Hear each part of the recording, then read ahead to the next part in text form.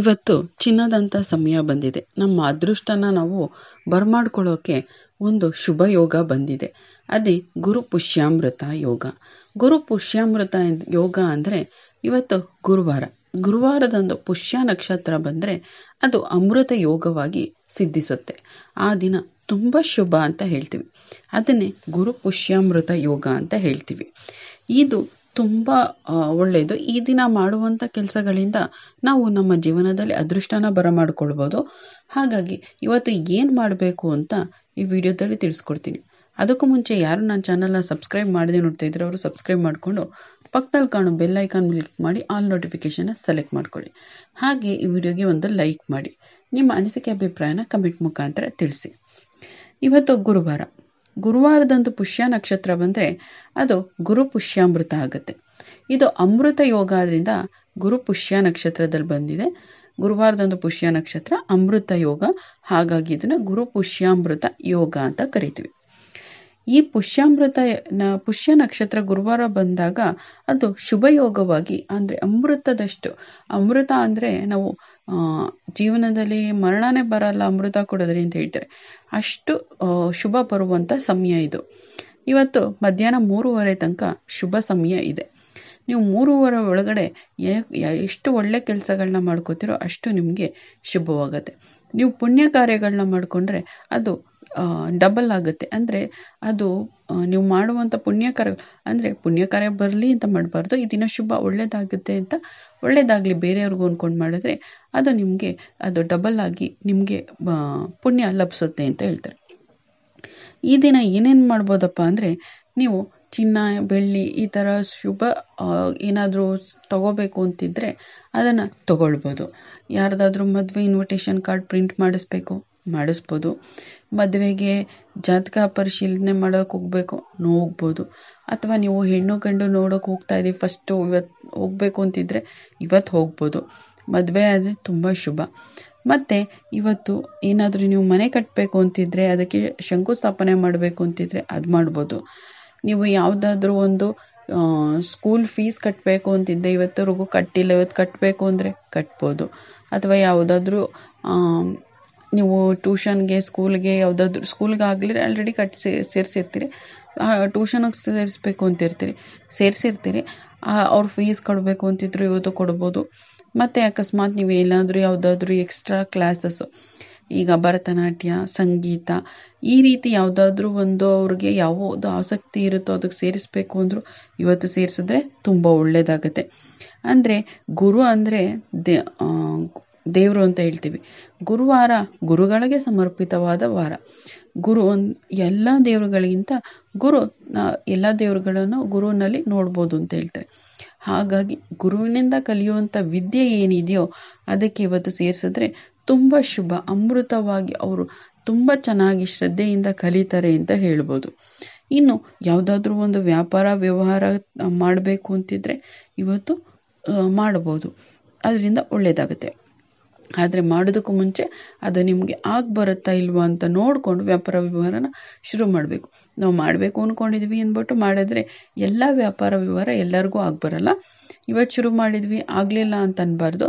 ನಿಮ್ಮ ಜಾತಕಕ್ಕೆ, ಹೆಸರು ಬಲಕ್ಕೆ ಯಾವುದು ವ್ಯಾಪಾರ ವ್ಯವಹಾರ ಬರುತ್ತೋ ಅದನ್ನು ಶುರು ಮಾಡಿದ್ರೆ, ಶುಭ ಸಮಯದಲ್ಲಿ ಶುರು ಮಾಡಿದ್ರೆ ಬೇಗ ಫಲ ತಂದುಕೊಡುತ್ತೆ ಅಂತ ಹೇಳ್ತಾರೆ. ಇನ್ನು ದೇವ್ರ ಫೋಟೋ ತರಬೇಕು ಅಂತಿದ್ರು, ಯಾವುದಾದ್ರೂ ದೇವ್ರ ವಿಗ್ರಹ ತರಬೇಕು ಅಂತಿದ್ವಿ, ದೇವರ ಸಾಮಾನುಗಳನ್ನ ತರಬೇಕು ಅಂತಿದ್ವಿ, ಇವತ್ತು ತರ್ಬೋದು. ಯಾವುದಾದ್ರೂ ವಾಹನ ತರಬೇಕು ಹೊಸ ವಾಹನ ತರಬೇಕು ಅಂತಿದ್ವಿ, ಅಥವಾ ಹೊಸ ಬಟ್ಟೆ ತರಬೇಕು ಅಂತಿದ್ವಿ, ಯಾವುದಾದ್ರೂ ಮದುವೆ ಗೃಹಪ್ರವೇಶ ಹತ್ರದಲ್ಲಿದೆ, ಬಟ್ಟೆ ತರಬೇಕಾಗಿತ್ತು, ಇವತ್ತು ತರ್ಬೋದು. ವಧುವರರಿಗೆ ಬಟ್ಟೆ ತರಬೇಕು ಅಂತಿದ್ವಿ, ಇವತ್ತು ಹೋಗಿ ತಂದರೆ ತುಂಬ ಒಳ್ಳೆಯದು. ಮತ್ತು ಮನೆ ಗೃಹಪ್ರವೇಶ ಮಾಡಬೇಕು ಅಂತಿದ್ವಿ, ಇವತ್ತು ಮಾಡ್ಬೋದು. ಯಾವುದಾದ್ರೂ ಹಸು, ನಾಯಿ ಈ ಥರ ಪ್ರಾಣಿಗಳನ್ನ ತೊಗೋಬೇಕು ಅಂತಿದ್ವಿ, ಇವತ್ತು ತೊಗೋಬೋದು. ನೀವು ಏನಾದರೂ ಖರೀದಿ ಮಾಡಬೇಕು, ಶುಭವಾದದ್ದನ್ನು ಏನಾದರೂ ಖರೀದಿ ಮಾಡಬೇಕು ಅಂತಿದ್ರೆ ಇವತ್ತು ಖರೀದಿ ಮಾಡಿದ್ರೆ ಅದು ನಿಮಗೆ ದುಪ್ಪಟ್ಟು ಫಲವನ್ನು ನೀಡುತ್ತೆ. ನೀವು ಅದು ಬಂದರೆ ನಿಮಗೇನು ಫಲ ನೀಡ್ತಿತ್ತೋ ಅದರ 2 ಪಟ್ಟು ಫಲವನ್ನು ನೀವು ಇವತ್ತು ಪಡಿಬೋದು. ಜೊತೆಗೆ ನೀವು ಶುಭ ಕಾರ್ಯಗಳು ಮಾಡೋದಕ್ಕೆ ಮುಂಚೆ ಏನು ತಗೋಬೇಕು ಅಂತಿದ್ವಿ. ಈಗ ಕಟ್ಟಡ ಕಟ್ಟಬೇಕು, ನಂಗೆ ಗೊತ್ತಿರಲಿಲ್ಲ. ಮನೆ ಕಟ್ಟಬೇಕು, ಅದಕ್ಕೆ ಪಾಯ ಹಾಕ್ಸೋಣ ಅಂದರೆ ನಂಗೆ ಗೊತ್ತಿರಲಿಲ್ಲ. ಪಾಯ ಹಾಕ್ಸೋದಕ್ಕೆ, ಪೂಜೆ ಮಾಡೋದಕ್ಕೆ ಏನು ಪದಾರ್ಥಗಳನ್ನ ತೊಗೋಬೇಕು ದೇವ್ರ ಪೂಜೆಗೆ, ಅದನ್ನು ಇವತ್ತು ತೆಗೆದಿಟ್ಕೋಬೋದು. ಯಾವತ್ತೋ ಇನ್ನೊಂದು ದಿನ ಇದೆ, ಅವತ್ತಿಗೆ ತೊಗೋಬೇಕು, ಅದನ್ನು ತೆಗೆದಿಟ್ಕೋಬೋದು. ಮದುವೆ ನಿಶ್ಚಯ ಆಗಿದೆ, ಮದುಮಕ್ಳಿಗೆ ಬಟ್ಟೆ ತೊಗೋಬೇಕು, ಒಡವೆ ತೊಗೋಬೇಕು, ಇವತ್ತು ತೊಗೋಬೋದು. ನಿಮ್ಗೆ ಅಕಸ್ಮಾತ್ ಇವತ್ತು ತೊಗೊಳಕ್ಕೆ ನಾನು ಏನೂ ಮಾಡ್ಕೊಂಡಿರಲಿಲ್ಲ ಅಂದರೆ ಆ ಮಕ್ಕಳಿಗೆ ಅಂತ ಯಾವುದಾದ್ರೂ ಒಂದು ಹೊಸ ಬಟ್ಟೆ, ಈಗ ರೇಷ್ಮೆ ಸೀರೆ ತೊಗೋಬೇಕಾಗಿತ್ತು, ರೇಷ್ಮೆ ಸೀರೆ ಬೇಡ, ಒಂದು ಸಾಧಾರಣ ಸೀರೆ ಏನಾದ್ರು ಮದುವೆಗೆ ಅಂತ ತೊಗೊಡಿ, ತುಂಬ ಶುಭ ಆಗುತ್ತೆ. ಈ ರೀತಿ ನೀವು ಯಾವುದಾದ್ರೂ ಒಂದು ಶುಭ ಮಾಡ್ಬೋದು. ನಿಮಗೆ ತೊಗೊಳಕ್ಕೇನೂ ಶುಭ ಸಮಾರಂಭಗಳೇನೂ ಇಲ್ಲ, ಹತ್ರದಲ್ಲಿ ಬಟ್ಟೆನೂ ತೊಗೊಳ್ಳೋ ನೆಸೆಸಿಟಿ ಇಲ್ಲ, ಏನೂ ಇಲ್ಲ ಅಂತಂದರೆ ನೀವು ಇನ್ನೂ ಏನು ಮಾಡ್ಬೋದಪ್ಪ ಅಂದರೆ ಹತ್ತಿರದಲ್ಲಿ ಯಾವುದಾದ್ರೂ ಅನಾಥಾಶ್ರಮ, ವೃದ್ಧಾಶ್ರಮ ಇದ್ದರೆ ಅವ್ರಿಗೆ ಸಹಾಯ ಮಾಡ್ಬೋದು. ಇದು ನೀವು ಸಹಾಯ ಮಾಡೋದು ತುಂಬ ದುಪ್ಪಟ್ಟಾಗಿ ಸಿಗುತ್ತೆ. ಆಮೇಲೆ ಯಾರಾದರೂ ನಿಮಗೆ ನಿರ್ಗತಿಕರು ಕಂಡ್ರೆ ಅವ್ರಿಗೆ ಹೆಲ್ಪ್ ಮಾಡ್ಬೋದು. ಮತ್ತು ನಿಮಗೆ ಏನು ಅನಿಸುತ್ತೋ ಒಳ್ಳೆ ಕಾರ್ಯಗಳು ಯಾರಿಗೆ ಮಾಡಬೇಕು ಅನಿಸುತ್ತೋ ಅವ್ರಿಗೆ ಮಾಡ್ಬೋದು. ನಿಮ್ಮ ಪ್ರಾಣಿಗಳಿಗೆ, ಹಸುಗೆ ಒಂದು ರೊಟ್ಟಿನೋ ಏನಾದರೂ ಒಂದು ಹಣ್ಣು ಏನಾದರೂ ಒಂದು ಕೊಡಿ, ತುಂಬ ಶುಭ ಆಗುತ್ತೆ. ಅದನ್ನು ಮುಟ್ಟಿ ನಮಸ್ಕಾರ ಮಾಡ್ಕೊಬನ್ನಿ, ನಿಮಗೆ ತುಂಬ ಒಳ್ಳೆಯದಾಗತ್ತೆ. ಪಕ್ಷಿಗಳಿಗೆ ಮೇಲೆ ಕಾಳುಗಳನ್ನ ಹಾಕಿ, ಅದು ಕೂಡ ಶುಭವಾಗುತ್ತೆ. ನೀವು ಮನೆಯಲ್ಲೇ ಮಾಡ್ಕೊಳ್ಳಬಹುದಂಥ ಪರಿಹಾರಗಳಿದು. ನಾಯಿ, ಹಸು ಯಾವ್ದಾದ್ರು ಪ್ರಾಣಿಗಳು ಸಿಕ್ತು ಅಂದರೆ ಅದಕ್ಕೆ ಆಹಾರ ಕೊಡ್ಬೋದು. ಮತ್ತು ಮೇಲೆ ಪಕ್ಷಿಗಳಿಗೆ ನೀರು, ಅಕ್ಕಿ ಕಾಳುಗಳು ಈ ರೀತಿ ಹಾಕೋದು ಕೂಡ ಅದು ಕೂಡ ನಮಗೆ ಒಳ್ಳೆ ಫಲಗಳನ್ನ ತಂದುಕೊಡುತ್ತೆ. ಹೀಗೆ ಗುರುವಾರದೊಂದು ಪುಷ್ಯ ನಕ್ಷತ್ರ ಬಂದಿರೋದು ನೀವು ಯಾವುದೇ ಶುಭ ಕಾರ್ಯಗಳಿದ್ರೂ ಇವತ್ತು ಮಾಡ್ಬೋದು. ಆದರೆ ಅಶುಭ ಕಾರ್ಯಗಳನ್ನ ಮಾಡಬಾರ್ದು. ಅಂದರೆ ಕೆಟ್ಟ ಮಾತಾಡೋದು, ಬೇರೆಯವ್ರಿಗೆ ಬೈಯೋದು, ಕೋಪ ಮಾಡ್ಕೊಳ್ಳೋದು, ಕೆಟ್ಟ ತಂತ್ರವಿದ್ಯೆಗಳನ್ನ ಇವತ್ತು ಮಾಡಬಾರ್ದು. ತಂತ್ರವಿದ್ಯೆಗಳನ್ನ ಈ ವಾರ ಮಾಡಬಾರ್ದು ಅಂತ ಹೇಳ್ತಾರೆ. ಗುರುವಿನಿಂದ ಕಲಿಯುವಂಥ ವಿದ್ಯೆಗಳೇನಿದೆಯೋ ಅದಕ್ಕೆ ಶುಭ.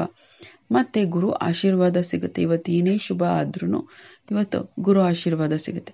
ಜೊತೆಗೆ ಮಕ್ಕಳಾಗಿಲ್ದಂದವರು ಇವತ್ತು ಗುರುರಾಯರನ್ನ ನೆನೆಸಿ ಡಾಕ್ಟರ್ ಹತ್ರ ತೋರಿಸ್ತಾ ಇದ್ವಿ, IVF ಟ್ರೀಟ್ಮೆಂಟ್ ತೊಗೋಬೇಕು ಅಂತಿದ್ವಿ, ಅದಕ್ಕೂ ಹೋಗ್ಬೋದು, ಮಾಡಿಸ್ಕೋಬೋದು. ಇವತ್ತು ಅಕಸ್ಮಾತ್ ನಿಮ್ಗೆ ಯಾವುದಾದ್ರೂ ಒಂದು ಕಾರ್ಯ ಆಗಬೇಕು ಅಂತಿದ್ರೆ ನೀವು ಇವತ್ತು ಗುರುರಾಯರನ್ನ ನೆನೆಸ್ಕೊಂಡು ಇವತ್ತು ಅವರ ಅಷ್ಟೋತ್ತರನ ಜಪಿಸಿ, ಜೊತೆಗೆ ಒಂದು ಪುಸ್ತಕವನ್ನು ತಗೊಂಡು ಓಂ ಶ್ರೀ ಗುರು ರಾಘವೇಂದ್ರಾಯ ನಮಃ ಅಂತ ಪ್ರತಿ ಗುರುವಾರ 108 ಸಾರಿ ಬರೀತೀನಿ.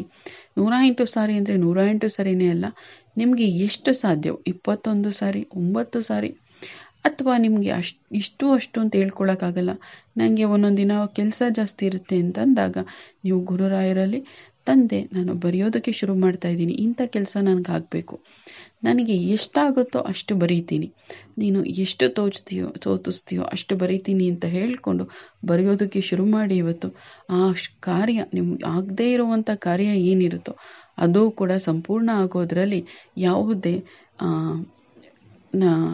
ಯಾವುದೇ ಇದಿರಲ್ಲ. ಖಂಡಿತವಾಗಿ ಸಂಪೂರ್ಣ ಆಗೇ ಆಗುತ್ತೆ. ಇವತ್ತು ಆಗಲ್ಲ ಅಂತ ಹೇಳೋಂಗೆ ಇಲ್ಲ. ಇವತ್ತು ನೀವು ಗುರುರಾಯರನ್ನ ನೆನೆಸಿ ಯಾರು ಇವತ್ತು ಬರೆಯೋದಕ್ಕೆ ಶುರು ಮಾಡ್ತೀರೋ ಅವ್ರಿಗೆಲ್ಲ ಶುಭವಾಗುತ್ತೆ. ಅದನ್ನು ಇವತ್ತು ಆದಷ್ಟು ಶುರು ಮಾಡಿ.